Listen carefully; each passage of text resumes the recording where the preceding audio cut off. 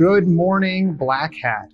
My name is Scott Tenaglia. I'm a privacy engineering manager at Meta, and I support something called the Privacy Red Team, which coincidentally is what the topic of this conversation is all about. The way we're going to kick things off is by making the case more broadly for offensive privacy before diving into the question that I'm sure you're all here to hear the answer to, which is what is the difference between a security and privacy red team? We'll talk about what we did at Meta to build a privacy red team, give you some ideas for operations that you might want to perform if you're thinking about building a privacy red team, and then wrap up with some final thoughts. But before we do all that, I want to level set a bit and give you an idea of what this talk is and is not about. So primarily what we want to do here is start a conversation within this community about offensive privacy. I know there are others in the audience that I've talked to that are from different companies who either have or are planning to start a privacy red team. And I think it's time we elevate this conversation to something community-wide versus one-on-one. More to the point, if you're an organization or you work for an organization that currently has an internal security red team, this talk might be a blueprint for how you build an internal privacy red team. If you contract external red team services, well, this might be a blueprint for another type of service to ask for. If you offer red team services, then this might be a new type of service offering that you might want to provide. But all in all, what we're trying to do here is give an understanding of how we think privacy red teaming fits into a holistic privacy program. But what we're definitely not going to do here is pitch you anything. I'm not here to sell anything. We're also not going to talk about any other aspect of Meta beyond privacy red teaming. And throughout this talk, you're going to hear me say things like privacy this or security that. I very much understand that these are overlapping fields, and in fact, we're going to talk about that pretty soon. But the point here is it's hard for me to keep caveat on everything I say, so don't take anything I say as an absolute. And lastly, circling back to the first point, you may agree or disagree in part or in whole with what I'm going to say here. Just remember it's a conversation. I want your feedback. I want to hear what you have to say about it. All right, now let's dive in and make the case for offensive privacy. We're at Black Hat, which means you all really well understand how offense helps your security program. And I want to make the same case for how offense can help your privacy program. And I do that in two very specific ways. The first is through some experiences you may have had, and the second is conceptually. So if you're a current red team or a pen tester, you might have been in an operation and came across some PII or some other sensitive data and didn't know what to do. It's not the point of your operation, but you log it as a finding and you just ignore it. You might also have been asked to start recording these things as findings. You know, if you come across this sensitive data, hey, please record it, let us know. You might have also been specifically asked to create a privacy-focused version of what you normally do, and maybe weren't sure exactly how that was supposed to look. And then maybe you've just had a standard security finding that you really weren't able to get a lot of traction on because someone told you it didn't have the right security impact, right? Didn't have enough of that impact. Myself and a colleague found ourselves in this situation back in 2016 at Black Hat Europe, where we were presenting some results on vulnerabilities we found in IoT devices. One of those vulnerabilities was a code injection onto a phone, the phone app associated with the IoT device, allowed us to do some things, but people didn't think it was a big deal because the code injection vulnerability was pretty vanilla, right? It wasn't particularly impressive, and it was sort of hard to execute because you had to be on the same network as the device. But our point was this code injection vulnerability allowed us to pull off all the photos and other files off the device and turn that phone into a GPS tracker that would beacon back your location no matter what network you were on. And at the time, we tried to land this impact by saying, hey, isn't it weird that these things can happen to you just because you wanted an internet-connected crock-pot? Nowadays, I think about that same thing and I say, well, yeah, the security vulnerability might have been pretty vanilla, but the privacy impact of that vulnerability was super high. Your location, your photos, that kind of sensitive information somebody getting their hands on, that's really a privacy impact. So maybe you've had that same sort of issue. Now let's talk about it conceptually.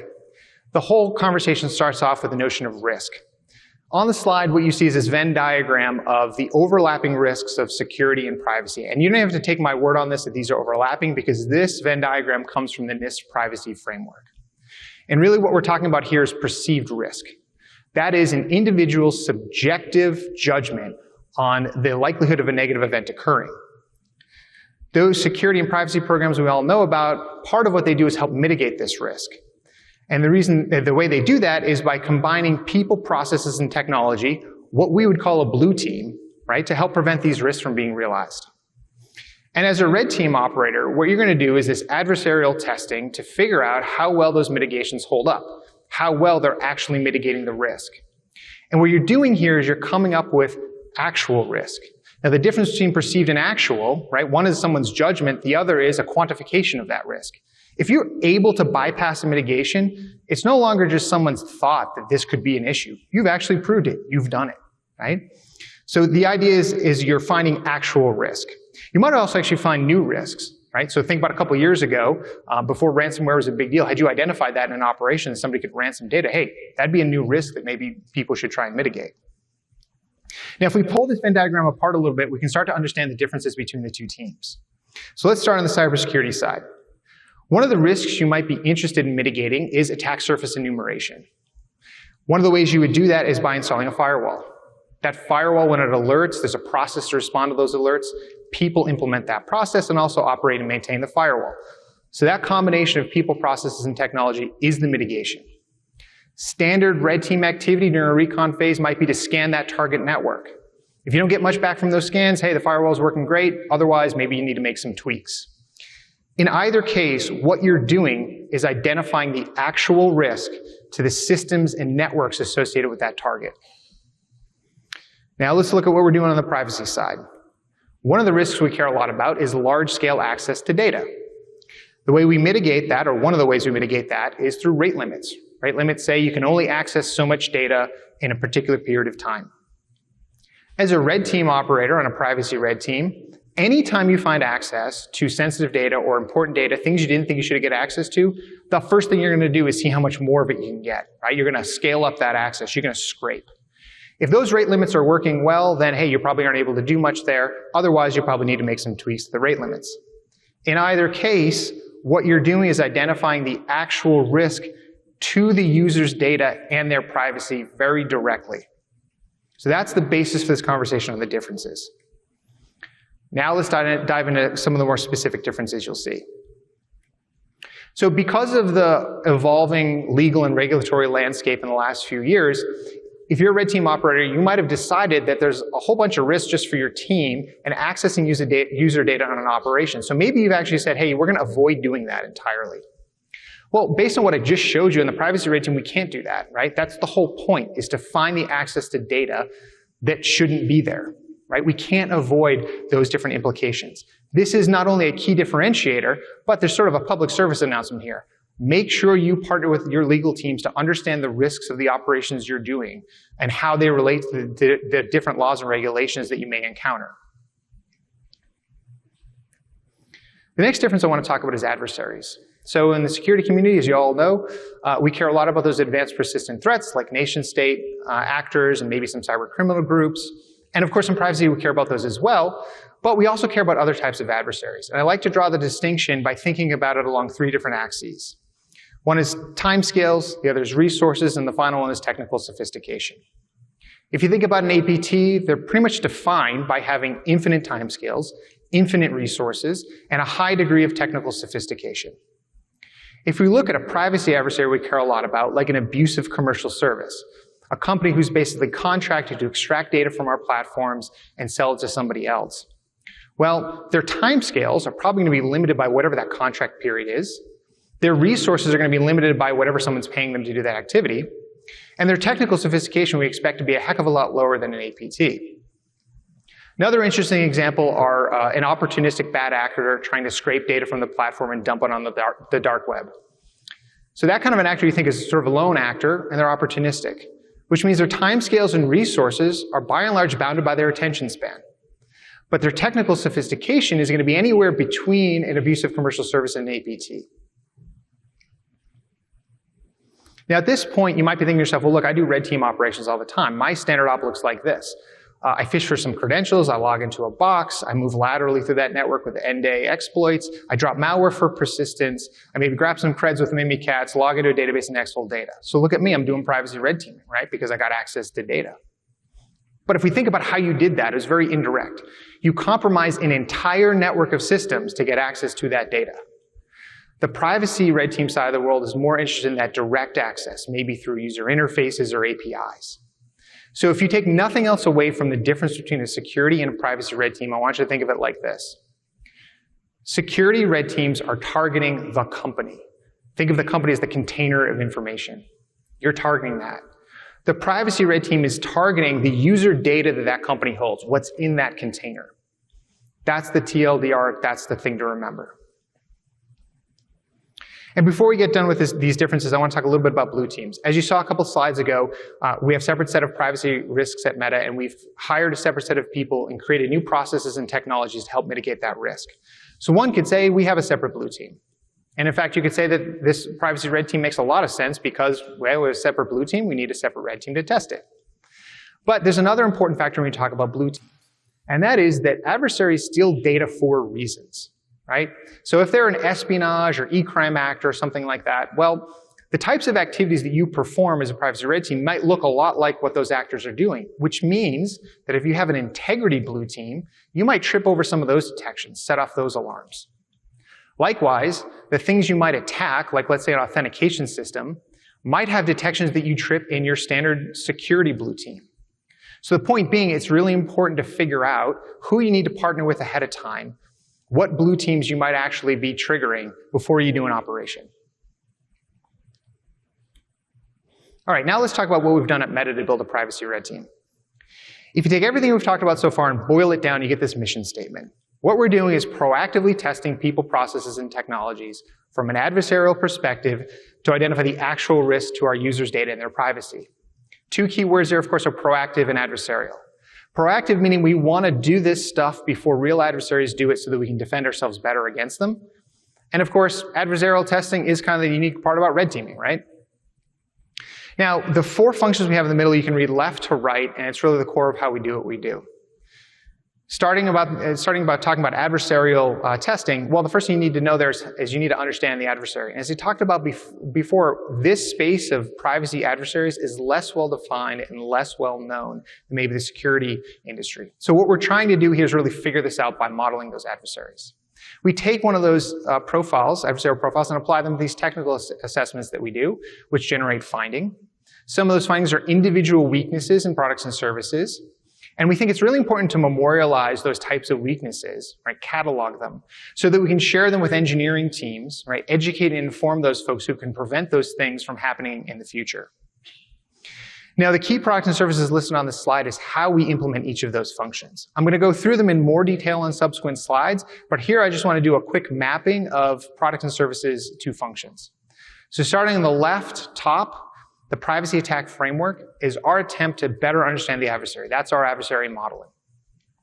Privacy weaknesses taxonomy is our instantiation of privacy weaknesses cataloging. That middle row are the different types of technical assessments that we do. And on the right are the different ways that we educate and inform the rest of the company. And before we dive into those in a little bit more detail, I want to take a second to talk about the team composition. How do we build this team? Who did we hire? A lot of people are not terribly interested in privacy because they think about it as this sort of risk assessment thing, a non-technical discipline. And first and foremost, I want to say risk assessments are really, really important to a privacy program. It's kind of vital that you do those. But it is not what we do. We do technical assessments. And in fact, privacy engineering operators are actual privacy engineers, right? Privacy red team operators are privacy engineers. And so the types of engineers we're looking for have three main characteristics. One, obviously, adversarial mindset. They have to be able to think like an adversary to emulate an adversary. Two, an offensive security skill set. So this breaks down a couple different components. One is because we're attacking the same kinds of systems, so web and mobile systems, you have to have some understanding of those different tools and how to use those tools to implement different tactics, techniques, and procedures. But the other side of the other perspective on this is, imagine you're somebody who has a really in-depth knowledge of Linux or Windows, some operating system, and you've gotten really good at manipulating that operating system. You've kind of have knowledge and built a skill set there. Well, we don't really want your knowledge of Windows and Linux because, of course, we're not attacking those things. But we do want your skill set and how you know how to manipulate those things. We just want to apply that skill set to our platforms. Facebook, Instagram, Messenger, etc. And we can teach you and give you the knowledge to make you successful in manipulating those things. And then lastly, privacy instincts. Privacy is kind of too new, especially for this kind of an audience, to say, hey, we need you to have 5 years of experience. So really what we're looking for are people who just have good instincts about it, care a lot about it. And as you can imagine, that means we're recruiting from these four disciplines you see on the screen. But we're doing this very purposefully, because we want to attack any problem from two sides, sort of an internal white box side and sort of an external black box side. So you think about it as your vulnerability researchers and your AppSec engineers really good at looking at code, enjoy looking at code, whether it's source code or reverse engineered code. They attack the problem from that angle. And then red team and pen testers do more of that external probing of both processes and systems. So we think if we blend these two together, we get a nice gray team approach to everything. And lastly, I want to note that there are some other important partnerships here. So legal risk and policy, because we're talking about privacy, are super important partners to have. But at Meta, we're set up very well to facilitate those partnerships, but we don't have them as members of the team. And I'm saying this because I don't want you to think that if you and your organization stand up one of these teams and put a lawyer on that team, that you're doing it wrong. You're not. You're just set up differently. That legal partnership is required, and if you have it and that's how you do it, that's totally fine. It's just not how we've done it because the company works different. But definitely do it. All right, now let's jump back into some of those products and services. So privacy weaknesses. Privacy weaknesses are the things we're going to look for, right? Those are the things we need to have a good understanding of. They're the faults, flaws, errors in code that we might find. And you might be saying, well, why aren't you using the term security vulnerabilities? Because those are sort of the same thing. And the answer is, maybe. We don't know. So we specifically called them something else so we can explore this space and answer this question of, are security vulnerabilities and privacy weaknesses completely distinct, partially overlapping, entirely overlapping, or is one a subset of the other? We just don't know yet, but we're looking into it.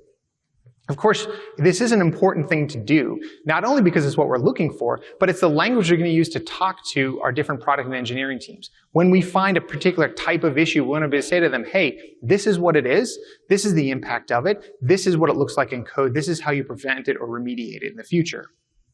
And we can also end up using these things to define metrics. Like, hey, we keep finding this issue, this type of weakness in a particular product or service or code base, maybe we should expend some more resources on fixing that and eradicating it.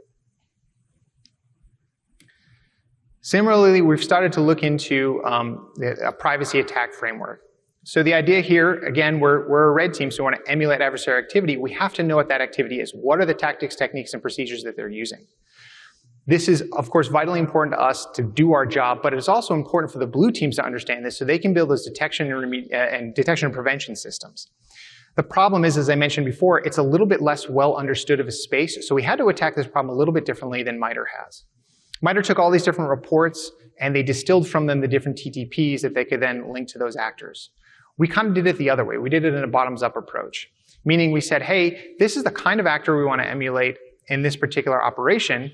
And then once we do that operation, we figure out the TTPs we use to be successful and then say, okay, well, this must be what that kind of actor would do.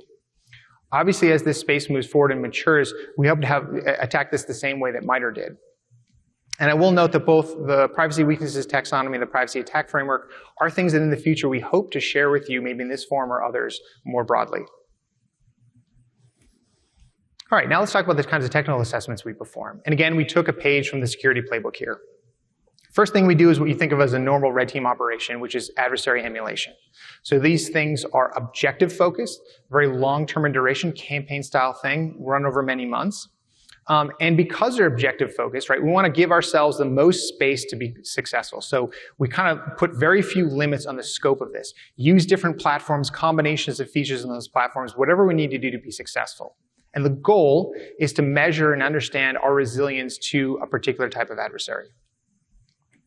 Next, we have something like purple team operations. So again, this is very much scoped to a particular defensive technology and us helping a blue team improve it. Specific examples could be a privacy control that we've added to one of our products, or it could be some sort of a privacy safeguard. And the questions they might ask us are like, hey, we think we've covered this entire space of what someone could do here. Have we? Or hey, how do you can you see if you can find a way to bypass this? Because we don't want that to happen. Lastly, we have our version of what we call a penetration test, which we call a product compromise test. Just like a penetration test, we're focusing on one specific thing, product, service, feature. And we're trying to do one of two things. Either do something like finding all the vulnerabilities, which in this case would be finding all the weaknesses, which again is why we need this weaknesses taxonomy to understand what we're looking for. And then the other activity we perform, or the other goal here could be to do something like gaining root on a box. In our case, gaining root would be more akin to finding all the different types of data and then pulling as much data out as we can. So classic example might be an API, right? There's some API that you think allows access to certain types of data. and in certain amounts. If we can squeeze that API and get all that data, all those data types and all the data associated out of it, we've kind of done root, right? We've kind of hit root. So with that in mind, let's talk about some ideas for operations that you might want to perform. Now, the first one is an adversarial emulation operation, and it's really applicable to any company that has any sort of an online presence. So if you have something where someone can create an account, there are definitely actors in the world that want to do one of two things. Either figure out the contact information associated with that account, so they might have a list of contact information, email addresses, phone numbers, and figure out what accounts those are associated with. Or they might want to do the opposite and take a list of accounts who they know the people associated with them and figure out what the contact information is. In any case, the methodology is likely going to be the same. They're going to look for the pieces of functionality that they can either input contact information or that output contact information and try and string them together in sort of a chained exploit fashion to get to that goal. And when you think about this kind of functionality, you know, the blue team that you might imagine, in addition to the privacy blue teams that might play here, is the security blue teams, because they obviously probably have some detections regarding malicious behavior with those different pieces of functionality. Overall, though, we think because those functionality, they're just available via, you know, a web page, or a web browser, or a mobile phone, they're pretty accessible to low sophisticated adversaries who don't have a lot of time or resources. Another interesting one, an example of a purple team operation, is sort of a sensitive data leak detection. So you can imagine they have a team internally who cares about determining if and when sensitive data is leaving the internal infrastructure, but not at like a network security level. This is not an idea of collecting a bunch of packet data, PCAP data, and then kind of reconstructing the streams and determining if there's sensitive data in it. We're thinking of it as more of an application layer thing. And so when you think about it from that perspective, there's an interesting, I'll put in quotes, adversary here, and that's what we call the absent-minded developer. This is somebody who's maybe creating a new microservice, you know, in your internal environment, and they realize that they can get some data that they need to process from an external resource, some RESTful API on the web somewhere. And they make a request to that RESTful API, but they don't recognize that hidden in that request is some data that shouldn't have really left the environment. So this internal team of folks is trying to detect both that there are these new data streams going out from new services and whether or not those data streams contain sensitive information. So as a privacy red team operator, you can do sort of a hide and seek operation here, right? Take a 2-week sprint model. First week, the team comes up with all these different data streams. Some of them contain in-string information, some of them do not. And then in week 2, they say, okay, go find them. See if your detection technology found them. If not, maybe hunt for them. At the end of those 2 weeks, everybody comes back together, shares lessons learned, and maybe does a repeat, another sprint. Of course, this is also relevant if you're trying to detect insiders, you know, exfiltrating data. And the last operation I want to share with you is something data type focused, right? This is another thing that's pretty much broadly applicable. Any organization has certain types of data they store that they know are more sensitive than others. So one thing you can really easily do is just say, okay, let's pick one of those and see if we can get access to it. And it's interesting here to pick both 2 different adversary profiles. One that's low skilled, meaning they just use off-the-shelf stuff, don't really know a whole lot about what they're doing, not terribly skilled. And then a high capability adversary. So someone who has like really skilled teams who can create custom tooling and really know what they're doing. Because you get a notion of how resilient you are to each. And the goal here, of course, is you want to be able to identify not only the interesting types of data people might want, but help improve those detection technologies. So the standard methodology for doing this is saying, okay, pretend to be those lower high skill adversaries, look at what data might be available, what are the ones they're interested in, then enumerate a whole bunch of TTPs they might use to get that data, execute them to see how successful they are. This has the added benefit that even ones that aren't successful are still attempts that your blue teams can look at and go, aha, I can tell if someone's even trying to do this. Because these are data type focused, right, an actor wants the data for a particular reason, you might end up doing things that look like what the integrity team would track, like you create some on-platform assets that they know certain types of actors create. So you might end up tripping those detections there. All right, now let's talk a little bit about findings and the differences between security and privacy findings. So security findings are by and large very objective, right? If you tell somebody, I found X vulnerability, like cross-site scripting, they immediately say, okay, I got it, I understand why that's bad, I understand the impact of it, and I actually probably know how to fix it. I know exactly what you did or didn't do, and I can go fix that. Privacy findings can be much more subjective because the very notion of a finding can be influenced by a number of different factors. First and foremost, your organization probably operates in some portion of the world, and there are certain legal and regulatory things going on in that portion of the world that could influence what a finding is. Second, your company may have made statements about how they protect users' data and their privacy, and if you find that statement to not quite be true with your finding, well, that could then be a finding. And lastly, even if the prior two are true, meaning your finding is in line with the company's statements and it's not violating a law or regulation, you, as a user of that same platform, may say to yourself, you know what? For me as a user, I still don't think this meets the expectation of privacy, and you might want to call that a finding. Now, in the future, we're hoping to really move from the subjective to the objective, and I think we got to do two things to do that. One is understand these privacy weaknesses better, and two is understand how to do privacy by design. And again, I think we'll get there. All right, to wrap this up, I want to leave you with a couple of final thoughts. And the first one I know you're going to be really excited about because I know everyone in this room loves the topic of metrics. And I hate to disappoint you, but if you're a red team operator now, I know this is going to be very disappointing, but most of your metrics don't apply here. Time to compromise the system doesn't really make sense because, hey, we're not compromising systems. Time to detection might not even make sense because, as we just said, we might not even know what we're trying to detect, so we might not have anything to detect them. So what do we do? Well, the answer is I don't know yet. I don't know what the perfect set of metrics are, but I want to give you some framing thoughts on this. First framing thought is the goal of these metrics should be to drive that fundamental change in your organization's privacy posture, make them better at privacy. And I think you can do that by looking at three big buckets to measure. One is how your organization is doing at understanding that space, that privacy space, especially the adversarial space. The findings you have about new TTPs and new weaknesses are probably going to help them understand that. The next one is understanding how the company themselves are doing, right? So, do they have defenses? How well do those defenses work? How well are they doing at identifying the gaps in those defenses and filling them? And lastly, of course, you want to measure how your own team is doing, right? How is your privacy red team doing at red teaming? And for that, I like to use the privacy problem pyramid on the right. So as we go up in this pyramid, you get more impact, and the lower we are, the more things you'll find. So if you think about the kinds of findings you might have in an operation, that lowest layer of the pyramid is going to be your bugs, your vulnerabilities, those flaws and weaknesses in code that might cause privacy issues. Those are pretty obvious, right? You can show those to anybody and they say, yep, we got to fix these, got it. We'll do that. Next level up, hopefully you have less of these, this next level, are definitely not bugs and weaknesses, right? But they are things that you would bring to a product team, an engineering team, and say, hey, I think this is an issue. I think we should do something about this. And they go, oh yeah, we should definitely fix that. But it's going to be fairly complicated, so we're going to throw that in our roadmap, right? That's why I call them roadmap changes. Now, the last category of things are neither of the first two, and hopefully are definitely the least number of things you'll find. I think that of them are design issues because they're things you're probably going to go to that same engineering team with and say, look, I think this is something you need to change. And they're going to go, nope.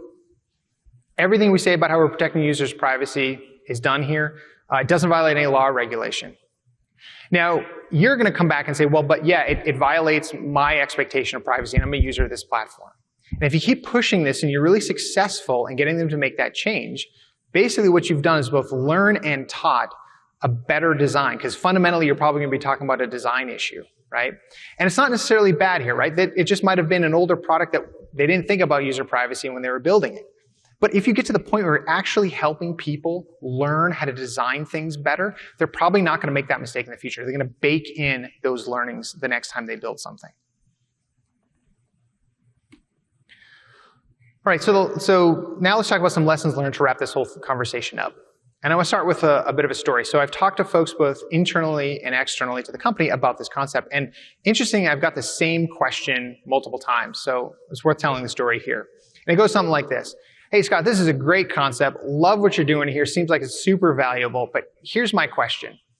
If you have all these database tables, like how do you ensure they all have retention limits on them and those are the right retention limits? And I say, I got this, no problem. Very simply, I don't do that. It's not my job. What you're telling me is you have a requirement to have retention limits on database tables, and you want to know who's validating that requirement. That's a compliance function. And by the way, compliance is hugely important. Absolutely need to have that. But that's not what we do. We go above and beyond compliance.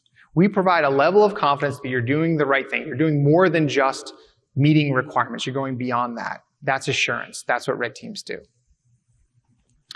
The next thing I think is important to reiterate here is accessing, collecting, storing, using data for this purpose of red teaming might be different than the way your company ever envisioned doing that. And that might have some, depending on the area of the world you're operating in, that might have some regulatory or legal risks associated with it. So you definitely need to partner with your legal teams to figure out how you mitigate those risks, because they can be showstoppers.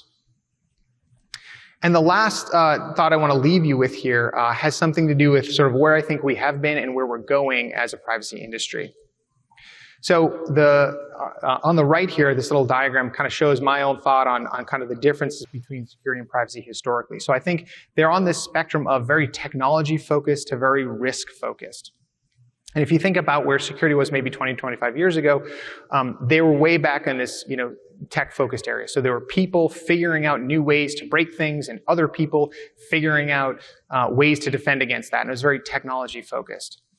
As the industry grew up, corporations got involved, created security programs. They introduced the notion of risk, right, to figure out what technologies they need to have. And nowadays we have this nice balance between tech and risk. I think privacy started in the other side, right? They started on the risk side. And it's probably a reason a lot of us didn't get into that. Talking about things like, hey, where's your sensitive data? Who can access it, et cetera. But if you think about those questions nowadays, like where's your sensitive data? It's on my phone, it's in my laptop, it's in multiple cloud environments, right? It's all in all these different technologies. So that notion of technology, infusing more risk into privacy and kind of pulling privacy towards that tech direction, I think is where we're going. And I think we're kind of at the beginning stages of that, like we were, maybe 20 years ago in security. Hopefully, though, in the future, right, we'll get this nice balance, and people will be sitting in a room like this and going, I can't believe we ever debated whether offensive privacy was a thing we should have in a privacy program. I think starting this conversation now is going to really help us get there. So all that being said, I want to circle back what I said at the beginning. You may disagree in part or in whole with a lot of the things I've said today, or you might agree. Either way, I don't care. I think it's good. That's what a conversation is. It's a back and forth. So let's keep talking. Thank you for your time, and I'll take any questions you may have.